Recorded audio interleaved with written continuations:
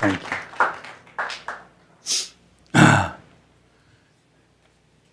I didn't know Steve's son as well as I know Steve, but I'd met him a few times, and he always had that smile on his face, and he always had something to say that was comical, and I appreciate that.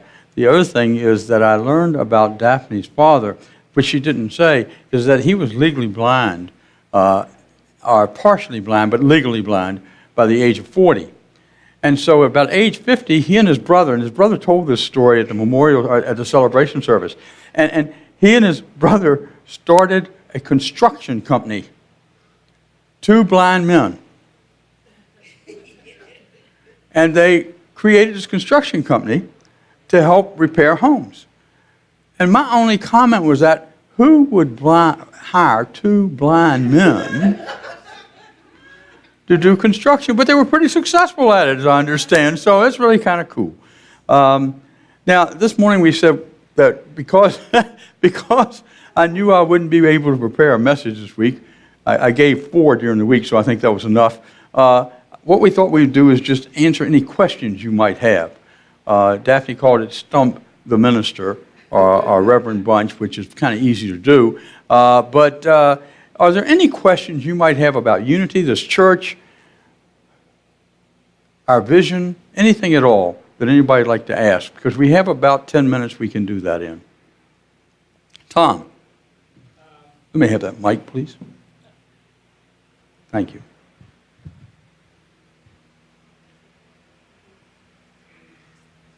Richard, you have been chair of the board of Unity Worldwide Ministries. What are your thoughts upon surrendering that position to the next person? First thought was thank you, God. Okay? It was an honor to do that. It was a particular busy year because the CEO was out for about 2.5 months because of a concussion. She's perfectly fine now, perfectly fine, just wonderful. And so in that time, I had to work very closely with the COO, Chief Operating Officer, so that we made decisions that she didn't come back and fire us all, okay? Kind of thing is the way I said it. And that took more time than I expected. But the couple of things that I feel good about, I stay on the board for another 2 years, not as busy at all, but we had 2 things that we did while I was chair, which came up kind of naturally. One was what we call focusing forward, which is looking out and saying, what's 2030 going to look like? And we did a lot of research and study for 9 months now. And what will it look like? And then in 2018, 2019, what do we have to do? What do we have to invent so we're ready for 2030? Because the one thing we know, and I've talked about, is we all are going to see phenomenal change. We're going to see things in our lifetime we never even dreamed of. What they're saying is in the next 15 years, okay, and the first 30 years in the 21st century, we are going to have 1,000 more changes, inventions, and ways of doing things than we had in all of the 20th century. And most of us know all the changes that took place in the 20th century. So multiply that times 1,000, and that's what's coming at us. Tremendous change. So we're trying to prepare for that. And we're going to do some things in this church to help prepare for that. Now that I'm back and I can focus on that 100%, be here 100% of the time, or 99% of the time, let me put it that way. So that was one. The second thing is, and many of you don't know, but Unity has 2 organizations that are 2 separate organizations. One called Unity World Headquarters, which is Unity Village, where all the land is, and where we're located, and we actually lease from them. And then there's Unity Worldwide Ministries, which represents the ministers and ministries throughout the world. We have been working for 12, 13 years to bring it into one organization. And so we have a team now that I'm a part of that is going to do that. I'm affirming that. And it's going to become one organization because we have to. If we're going to pray for 2030, we have to be one organization. And when we do that, we have more resources, we have more focus, more vision. And we need that because we have a message that I don't think is the best kept secret anymore. I think it's getting out there, especially because of live streaming and all kinds of things like that. But we have an opportunity, literally, to make a difference in this world and to be a part of many organizations that are interested in doing that in a world that really works for all. So thank you, Tom. Any other questions? Anything locally or anything you're interested in knowing about? Oh, I'm sorry. Yes, there she goes. This is just more of a statement. Oh, I'm sorry. Here, honey. I have a loud ass. Yeah, thank you. All right. This is more. Okay. This is more of a statement, but when Mom was in the hospital, every spiritual representative that came in, they would ask her, where do you receive your spiritual training from? And she said, Unity. And they were all like, oh, we know that. Unity, huh?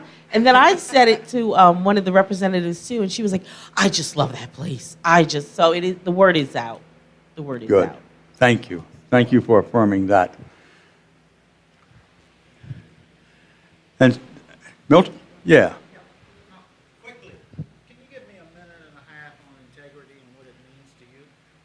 Can I give you a minute and a half to talk about it? Yes? No. No, okay. I'm only kidding you. Integrity. Great question. I think integrity has to do with authenticity, that you show up as you are, and that you are vulnerable enough to admit that.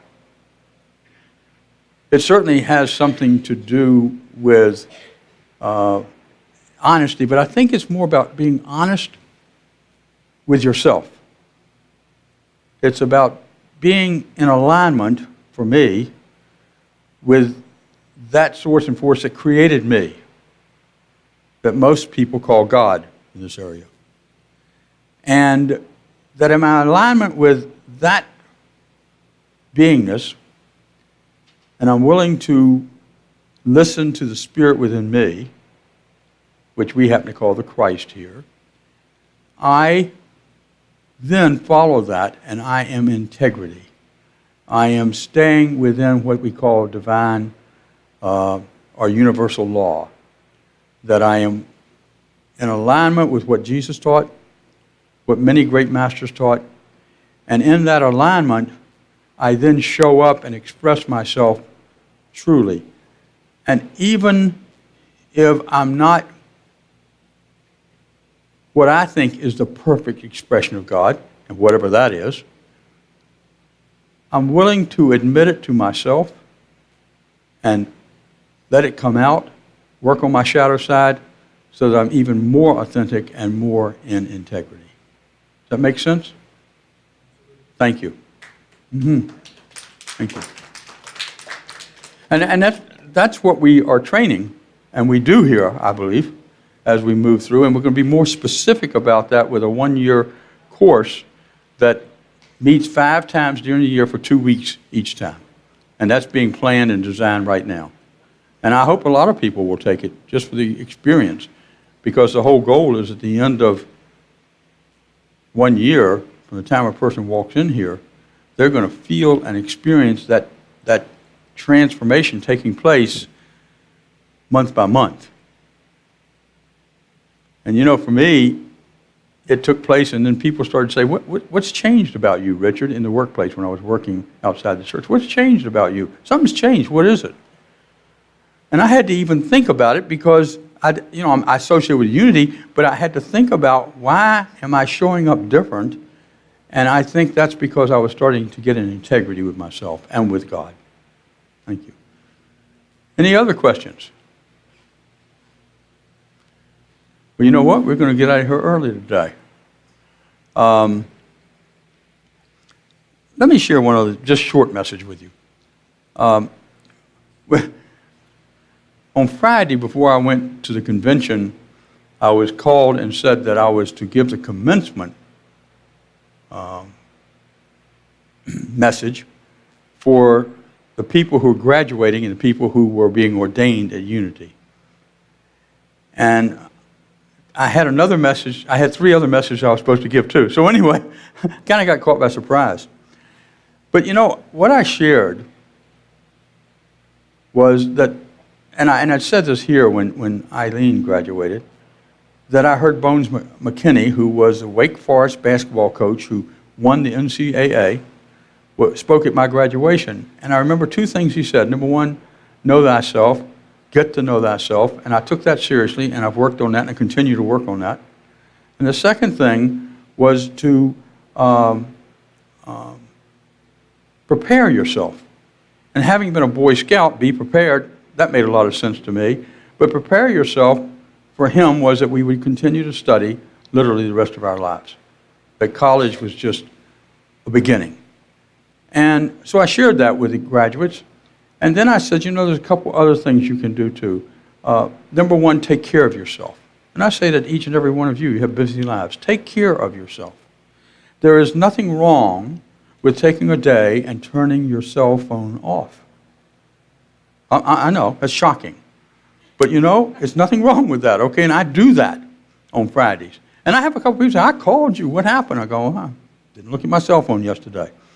The other thing is, and the next thing I said was to meditate and set an intention of how you're going to show up every day in every situation, especially as ministers, because that helps us not get our stuff involved with somebody else's stuff, okay? And start to judge, which is not what we're supposed to do. And so that was an important part, I thought, and I shared that briefly. And then I just said, you know, the real job for all of us is just to love one another. No matter what kind of stuff people have, no kind of problem, no matter how they feel about what you're doing, and they tell you. And sometimes they don't tell you really kindly. And that hasn't been my experience, but it happens for some ministers. And so we have to just love that person through whatever's happening. And I would suggest to you, love those folks that don't always agree with you. Some folks that maybe give you a headache, okay? But even through the headache, love them. And if you do that, then everything will resolve itself, because that's what Jesus said.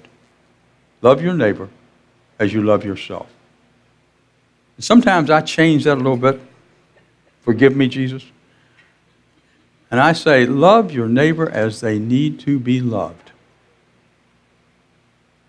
Because sometimes some people don't want to be loved like I want to be loved. So I try to recognize that difference. So thank you. Thank you for that question, and thanks for the opportunity just to sharing a little bit this morning. And Steve and Daphne, thank you so much for who you guys are and what you do here. I appreciate you. I know you feel the loss, both of you, and yet, as Steve said, you're accepting the celebration of the life that they are. Not were, are. So thank you so much. And so now at this time, I'm going to ask our